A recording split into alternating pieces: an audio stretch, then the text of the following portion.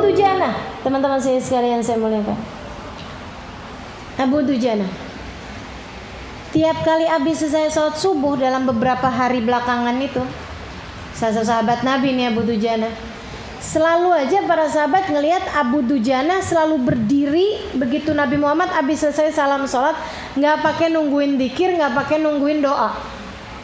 Begitu Nabi, Assalamualaikum warahmatullah, Assalamualaikum warahmatullah, semua sahabat, Assalamualaikum warahmatullah, Abu Dujana langsung berdiri, langsung pulang. Jadi pemandangan yang gak enak dari para sahabat, gitu kan ya? Kita kan jangankan habis selesai sholat, jangankan ada Nabi Muhammad, di majelis gini aja kalau ada satu berdiri kan bisa ngerusak perhatian, konsentrasi banyak orang kan. Jadi pertanyaan, kenapa nih gitu? Sambil mikir-mikir, mungkin dapat telepon, mungkin ini, mungkin itu kan begitu ya. Nah ini teman-teman saya sekalian, sahabat pada heran ngelihatnya. Mereka pun mengadukan sesudah beberapa hari nih, kok bisa tiap hari subuh aja. Nah itu setiap waktu itu Abu Dujana pasti habis selesai sholat subuh langsung jalan.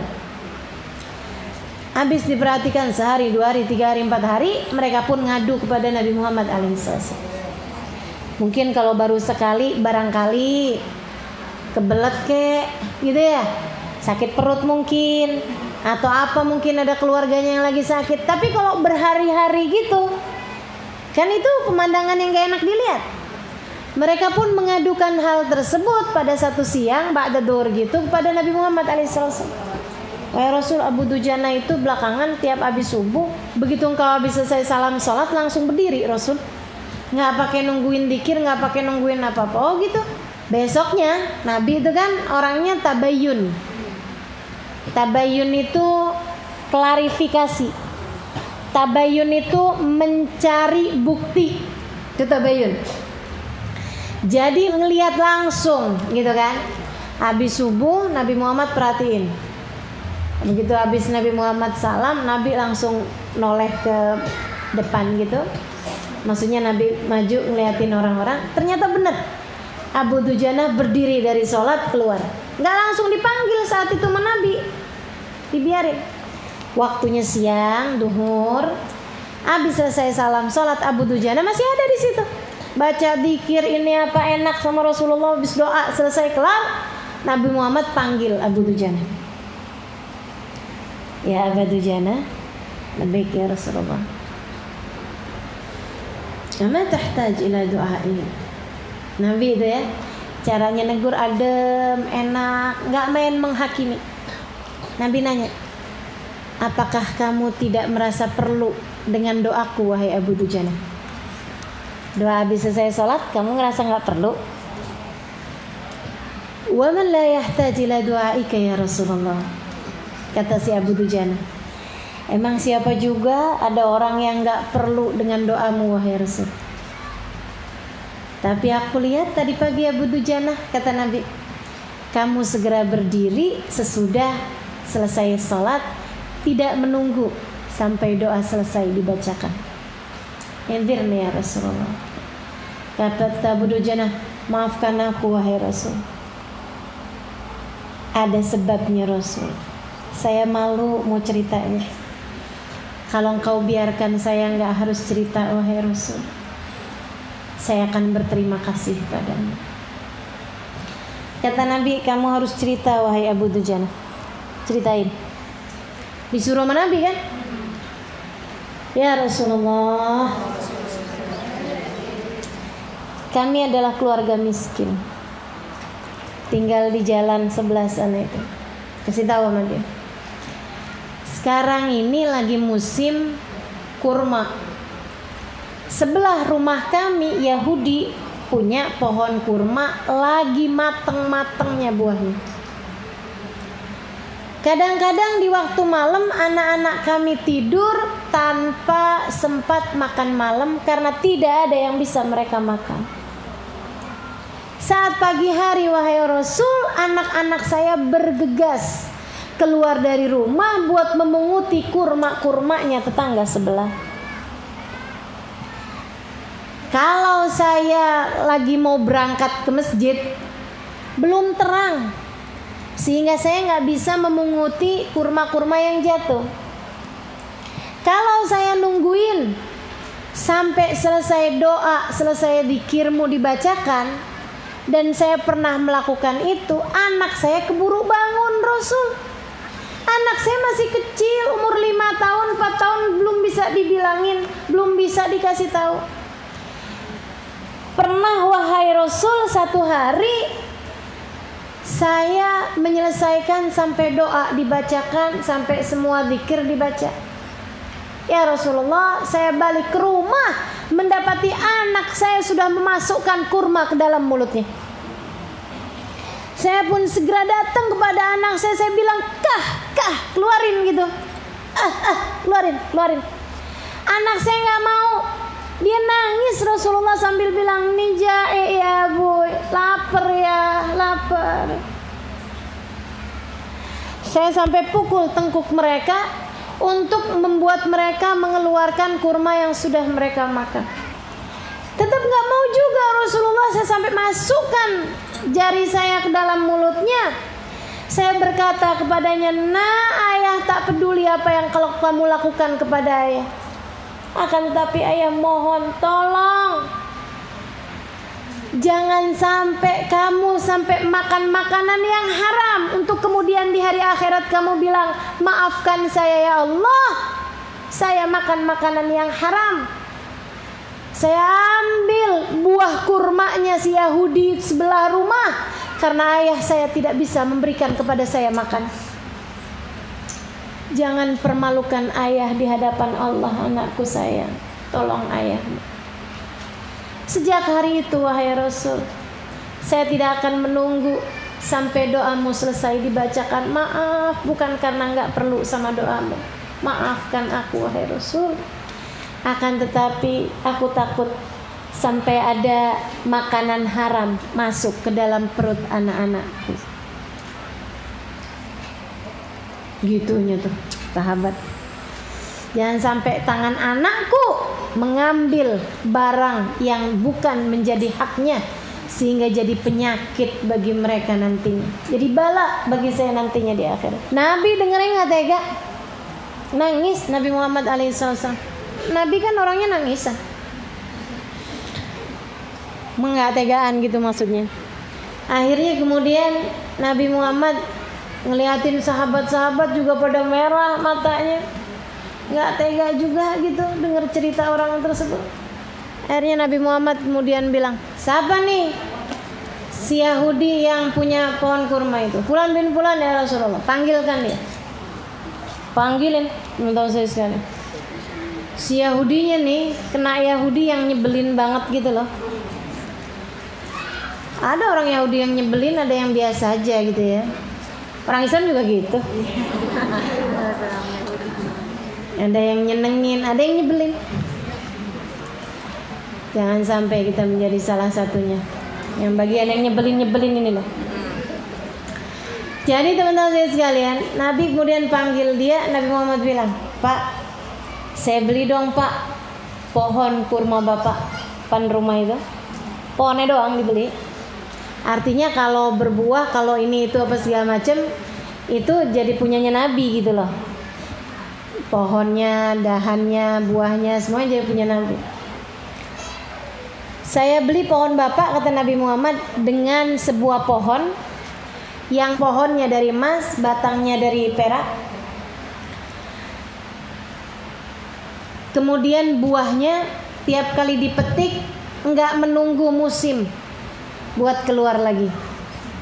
Satu gigitan lebih enak daripada gigitan sesudahnya, gigitan yang sebelumnya. Si Yahudi paham buah itu pastilah buah di surga, karena buah di dunia kan nggak ada yang kayak gitu. Paham nih Yahudi ini. Maka dengan menyebalkannya dia bilang, maaf ya Muhammad, saya nggak jual kredit, saya jualnya kontan. Saya nggak jual kecuali tunai. Kalau tunai sih nggak apa-apa. Maksudnya kalau pohon yang kamu ceritakan tadi ada di sini nggak apa-apa. Tapi kalau nggak ada nggak pakai deh. Maaf, saya nggak jual kalau nggak tunai. Nyebelin banget kan?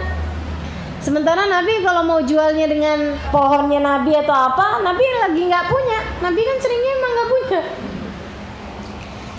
Maju Sayyidina Abu Bakar As-Siddiq.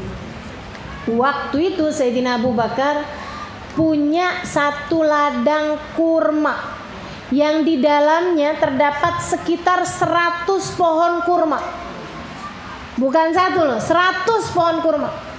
Dan itu salah satu dari ladang-ladang yang menghasilkan kurma terbaik di kota Madinah. Sayyidina Abu Bakar langsung maju. Terus Sayyidina Abu Bakar bilang sama Nabi dulu, Rasul, yang tadi itu, yang kamu mau jual dengan pohonnya dia, berlaku buat dia atau buat kami juga asal punya pohon itu, Rasul? Katanya Nabi Muhammad, buat siapapun yang punya pohon depan rumahnya si Yahudi. Lebih ya Rasulullah. Sayyidina Abu Bakar kemudian ngadepin sama si Yahudi, Pak, Bapak mau nggak jual pohon Bapak tuh satu itu sama satu kebun kurma saya? Wah, Yahudinya girang banget dong. Wah, langsung tuh, nggak pakai nanti-nanti, sama si Yahudi langsung diterima tangannya Sayyidina Abu Bakar. Langsung dia kemudian bilang, saya jual satu pohon saya depan rumah dengan satu kebun kurmamu, wahai Abu Bakar, tunai. Sayyidina Abu Bakar bilang, saya beli tunai. Jadi teman-teman saya sekalian, akhirnya kan berarti ini kan sekarang pohon depan rumahnya Yahudi punyanya Sayyidina Abu Bakar. Habis itu Sayyidina Abu Bakar mengadakan transaksi keren ini ya, antara dunia dengan akhirat. Transaksi yang luar biasa indahnya teman-teman saya sekalian. Tijaratan lan tabur, perdagangan yang gak akan rugi nih. Sayyidina Abu Bakar langsung jual satu pohonnya tersebut kepada Nabi Muhammad. Rasul, pohon depan rumahnya Yahudi sekarang jadi milik saya Rasulullah. Apakah engkau berkenan menjualnya dengan pohon yang tadi telah engkau sebutkan? Nabi pegang tangan Sayyidina Abu Bakar. Aku jual satu pohon yang batangnya terdiri dari emas, dahannya terdiri dari perak, yang buah kurmanya akan senantiasa ada tanpa menunggu musim. Satu gigitannya lebih enak daripada gigitan yang sesudahnya. Setiap kali dipetik langsung keluar gantinya. Saya jual pohon itu kepadamu wahai Abu Bakar, dengan satu pohon yang ada di depan rumahnya si Yahudi. Sayyidina Abu Bakar, qabiltu ya Rasulullah, saya beli wahai Rasulullah. Teman-teman saya sekalian, jadi sekarang pohon depan rumahnya Yahudi punyanya Nabi Muhammad alaihissalam. Nabi kemudian bilang kepada Abu Dujana, Abu Dujana, sekarang pohonnya udah punya saya. Jadi selamat wahai Abu Dujana, aku serahkan pohon tersebut untukmu. Boleh kamu makan bersama dengan anak-anakmu. Nanti wahai Abu Dujana, mulai besok kamu bisa menunggu sampai doa-doa dan zikir selesai kita baca bersama-sama. Girang Abu Dujana. Makasih ya Rasulullah, makasih ya Rasulullah, makasih ya Rasulullah. Pulang semuanya girang. Nabi Muhammad senang luar biasa. Nabi kan gitu orangnya. Azizun alaihima anit, berat baginya musibah yang menimpa umat. Itu Nabi kita Muhammad alaihissalam. Jadi kalau Nabi udah bisa ngasih solusi kepada umat, Nabi senang. Nabi senang. Alhamdulillah, alhamdulillah. Bisa ngasih pohon halal sama Abu Dujana buat dimakan sama anak-anaknya. Jadi Abu Dujana nggak kepikiran lagi buat buru-buru habis selesai salam sholat subuh untuk menyingkirkan buah-buah kurma itu. Si Abu Dujana lebih girang lagi dong. Pulang seneng bener, bilang sama anak-anaknya, nak, pohon ini sekarang udah punya kita. Hadiah dari Nabi Muhammad alaihissalam. Ya Allah, berkah bener nak, alhamdulillah. Ayo kita keluar yuk, kita petik-petikin yang matang-matang. Alhamdulillah, udah girang. Istrinya, anak-anaknya pada girang semua. Lebih girang lagi si Yahudi. Cuman girangnya ini kan girang dunia ya. Si Yahudi nih girang nih karena dapat keuntungan besar. Pulang ke bininya, wah nasib nih emang bener-bener nih. Suamimu ini orang yang nasibnya bagus. Dia bilang pohon kurma depan rumah kita nih udah kebeli sama satu kebunnya Abu Bakar. Abu Bakar bahlul, dia bilang, masa satu pohon kurma kita di depan rumah dibelinya sama kebun kurma? Ya, Abu Bakar dah. Kenapa tuh orang jadi kayak begitu sih Abu Bakar tuh? Kena cinta nih sama Muhammad nih, nggak bisa mikir dia. Masa satu dibeli sama 100? Tuh kan nolnya lebih 2. Abu Bakar emang beneran dah. Kita emang nasibnya bagus nih, kita emang nasibnya bagus. Mana lagi pohon kurma ini kan depan rumah kita nih. Ntar sebelum dipanen sama tetangga-tetangga nih, kita duluan aja yang ngambilin. Mau dasar rakus sih. Rakus tuh sampai begitu tuh. Udah dapat 100. Ya Allah, sama yang satu tertarik juga. Naudzubillah. Cinta dunia, teman-teman sekalian. Makanya nggak heran ada orang duitnya banyak masih mau korupsi. Nggak heran saya. Nggak heran. Naudzubillah. Punya banyak masih tertarik sama punyanya orang lain. Duitnya miliar-miliar, tapi gajinya pegawai nggak dibayar, gajinya supir nggak dibayar, gajinya pembantu nggak dibayar. Naudzubillah min dzalik, rakusnya ya Allah. Innalillah wa inna ilaihi. Rahmat sudah dicabut dari dalam hati mereka. Kasih sayang udah nggak tersisa dalam hati mereka. Makanya kemudian anaknya nggak sayang, saudaranya nggak sayang, keluarganya nggak sayang, udah kecabut dari dalam hati. Yang ada di pikirannya cuma angka-angka, antara untung rugi doang yang ada dalam pikirannya, udah nggak lagi kenal rasa-rasa yang lain. Naudzubillah min dzalik, naudzubillah min dzalik. Betapa hampanya orang yang hidupnya seperti itu. Semoga kita nggak ada yang kehidupannya kayak gitu. Nggak peduli kita punya banyak, punya dikit, tapi kita tetap minta sama Allah Subhanahu wa taala agar rahmat senantiasa memenuhi seluruh ruang hati kita. Amin. Teman-teman sekalian saya muliakan, subhanallah. Malam hari itu juga Allah kasih mukjizat kepada Nabi Muhammad alaihissalam. Yang disampaikan si Yahudi didengar sama Nabi Muhammad alaihissalam. Dikasih tahu malaikat Jibril. Rasulullah, no si Yahudi no ngomong begini no. Kasih dengar sama Nabi Muhammad alaihissalam. Nabi angkat tangannya, ya Allah, pindahin apa ya Rabb? Pohonnya pindahin dong depan rumah Abu Dujana. Allah ijabah. Apa sih yang enggak buat Nabi Muhammad? Orang tuh kalau dicinta sama Allah, apa sih yang enggak buat dia? Sama Allah dikasih semua-muanya. Masya Allah, teman-teman sekalian. Si Abu Dujana besok paginya mau berangkat sholat sebelum subuh, mau berangkat ke masjid untuk ngerjain sholat subuh, kan berangkatnya sebelum subuh. Abu Dujana begitu buka pintu ngeliat, wah pohonnya udah di depan rumahnya, si pohon kurma tadi itu.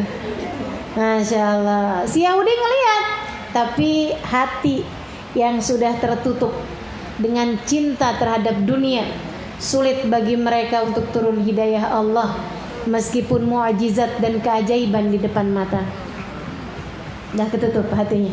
Naudzubillah min dzalik. Tuh teman-teman saya sekalian, para sahabat-sahabat, hati-hati nggak mau ngambil yang bukan haknya. Punyanya orang, api dilihatnya, yang bisa membakar, melumat nanti di hari akhirat. Jangan berani-berani sama yang haram, teman-teman saya sekalian. Jangan tertarik sama yang bukan milikmu.